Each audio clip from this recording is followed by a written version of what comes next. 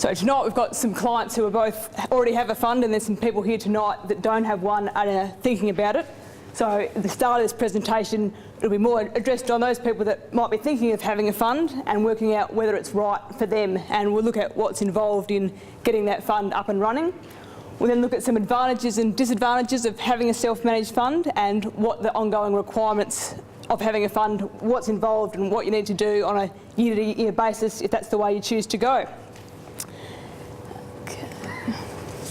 So first of all, well, what is a self-managed super fund? Essentially, it's a type of super fund. It's got a few more additional rules than a standard retail fund, and it's also got some more features. As Mark said, there's more flexibility with what you can do in a self-managed fund compared to your retail funds. A self-managed super fund can have a maximum of 4 members in it and a minimum of 1. And essentially what a self-managed super fund is, it's a trust. So that's the structure that we're dealing with here. Like all trusts, it has a trust deed, and the trust deed is a legal document which sets out the rules for the fund and lets you know what you can and can't do. A self-managed super fund has trustees, and that can either be individuals, so it might be a mum and dad who decide to be trustees of the fund, or you could get a corporate trustee involved and the members can be directors of that. Essentially what the trustees need to do is, their job is to sort of run the fund, make the decisions on behalf of the members, make the decisions on what they want to invest in, and make sure that the admin requirements are kept up to date and everything's on top of. So is a self-managed super fund suitable for me?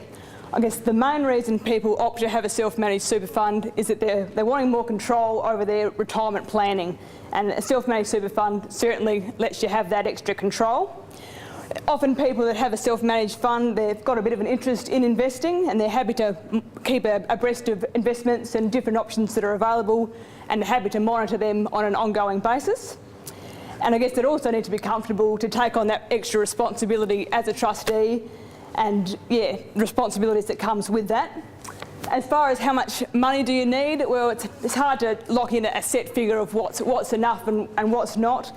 We sort of use as a bit of a guide, 100,000 would be a reasonable starting point, and that can be amongst all members in the fund. So providing you had about 100,000 between all members, that would be a good starting point. But you'd probably want, within the next few years or within the not too near future, to build that fund up to about $250,000. Once you're at that point, that's really when you start seeing some cost savings of having that fund as opposed to having it in a retail fund. Next one. Got a few stats on the screen up here just to give you an idea of how many self-managed super funds are out there. In the last 12 months, there was just a touch under 41,000 that were established. So that's quite a few that are people that are getting on board and working out that that's the way that they want to go. Just reading just this afternoon before coming in here, that middle figure's actually been updated. We have now reached 500,000 self-managed super funds in Australia, so it is forever increasing. And then the bottom row there just lists sort of the median assets that each member has, which as you can see is a tad over 300,000. So if we start looking at some advantages of having a self-managed super fund, as I mentioned before, control is a huge advantage. You've got the option to invest in specific shares if you choose, or other assets, whether it be property or business real assets, and you just don't have that flexibility in a retail fund. In a retail fund, you pretty much leave it up to the manager of that fund. You might say, I want a balanced fund or a growth fund with which they'll give you a mix of assets, but you just don't have that ability to get those, direct target those investments that might interest you and what you think you could perhaps manage better than maybe someone else could. As I mentioned, you can reduce costs for the fund. If you're each, say, husband and wife, you might have an individual retail fund, and with that you're both paying fees. So each week they might take out a couple of bucks and throughout the year, as well as ongoing management fees. Whereas having a self-managed super fund, one lot of fees, and you can have up to 4 members in that. So there can be some cost savings there. The next slide I'll show you has a bit of a graph which sort of shows where the cut-off point is of where you start really seeing some efficiencies. Another thing that I really like about a self-managed super fund is the transparency that you get from it. You can really see at the end of the day how you've increased your wealth or decreased if you've had a bad year. you can see straight away that, okay, I had these shares and I got these dividends from it, or I had this term deposit and it earned X amount of dollars in interest. Likewise, you paid certain expenses throughout the year, take the two from each other, and that's essentially your result for the year. Whereas I find with a retail fund, you rip it open in the mail and have a look, and they tell you you've either increased your wealth by so much or you've decreased it by so much, but it really doesn't tell you. You don't know how they've got that figure. You can't see how many fees you've been paid or which assets it was that was generating that return. It's just a bit of an unknown. So I really think that's a huge advantage also, is just getting those specific details. You've got greater strategic opportunities with a self-managed super fund. You've got the opportunity to borrow in the fund, and Tony's going to speak on that a bit later. It's a bit of a nitty-gritty area, but it is an option. You've got the opportunity for effective estate planning and also effective wealth protection. You can also, the fourth point there, in-specie contributions. That's, for example, maybe it's a year where you're a bit cash poor and you still want to put something into super, but cash might not be available.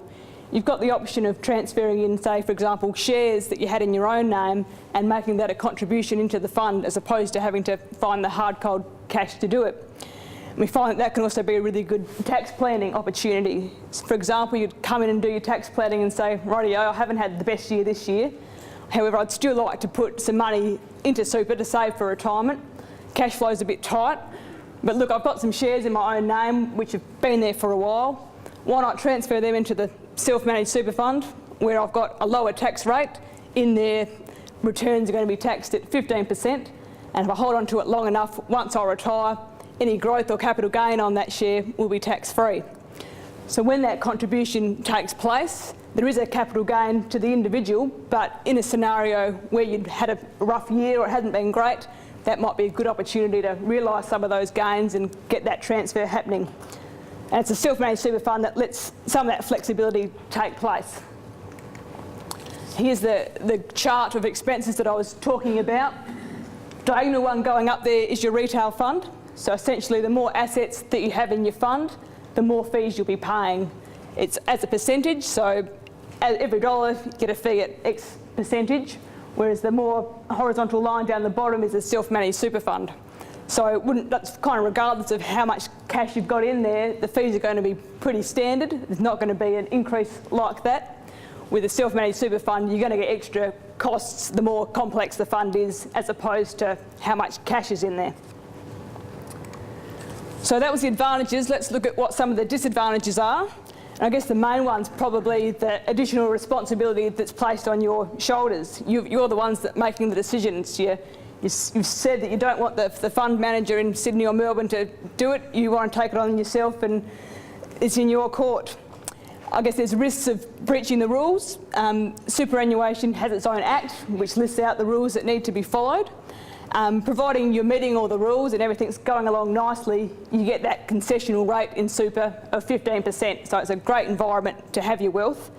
However, if you start to breach those rules, so for example, maybe you accessed money from your fund when you weren't allowed to, and Tony's going to speak about when you can access money, make a breach or do the wrong thing, and then that rate goes from 15% up to 45%. So it's a pretty drastic increase if you bugger something up, basically. So it's important to get it right. So even though there are more responsibilities, I guess our sort of role is to try to assist you with those and be there by your side to make sure that something doesn't go pear-shaped, and we can discuss the different opportunities, and we can certainly help you with a lot of the responsibilities to make sure you're comfortable in that role and you understand what needs to take place. There's always changing laws in superannuation, so as a trustee it's important to keep on top of the different changes and making sure you understand what they mean and what they mean for you in your situation.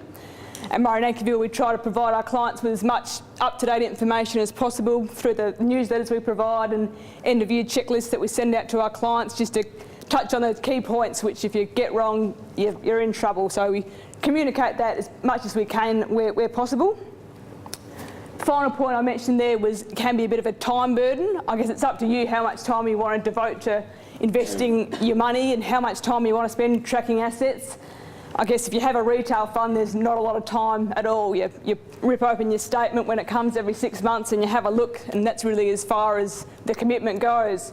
Whereas having a self-managed fund, there is more time and it is a bit more onerous, but at the same time, you've got that extra control and flexibility. So you've got to weigh up those benefits and work out what's best for you. So as a bit of a practical guide of if you decide you wanted to set up a fund, this is sort of the process you'd take to make that happen. You'd start by working out, rightio, who's going to be in this fund. We know we can have up to 4 people and it's got to be at least one. Work out who are the trustees, so who's going to be controlling it. Will we have individual or corporate?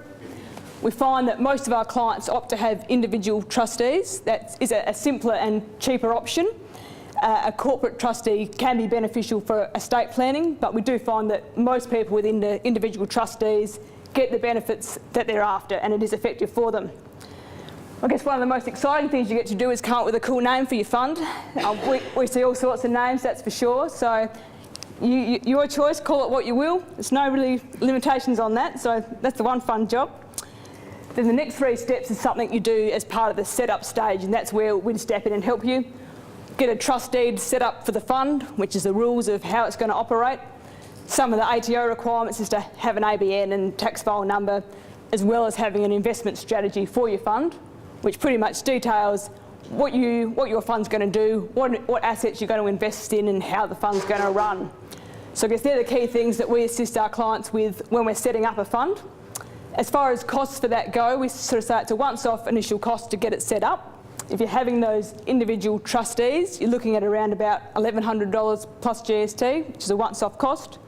If you're wanting a corporate trustee, looking at about an extra $850 to get that. And basically, a company has to be incorporated, and that's just the fee that we pay to the ASIC to get that done.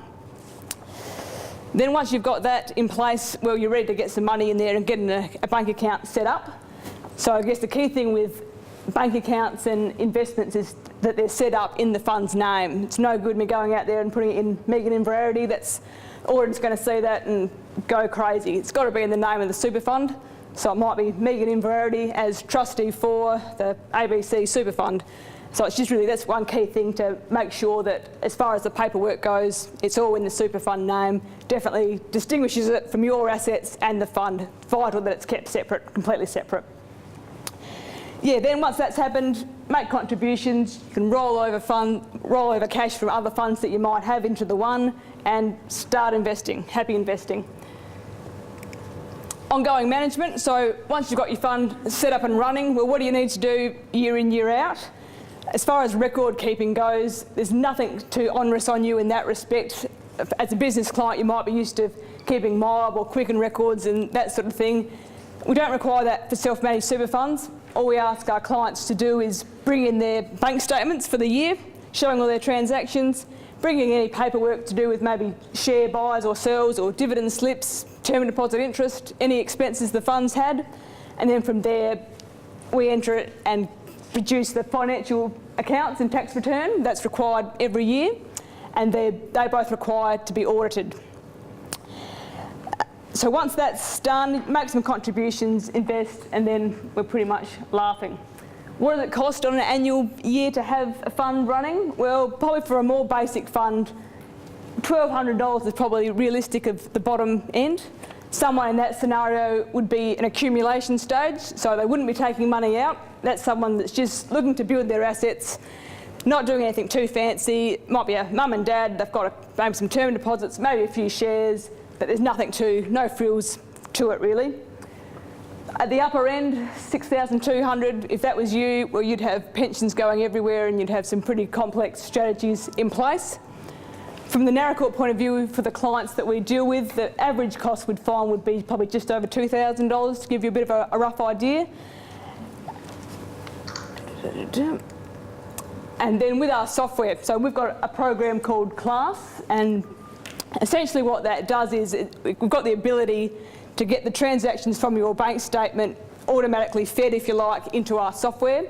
That just provides some great efficiencies and a cost saving to you guys. We don't have to go in and physically enter in every transaction. It's automatically fed into our software.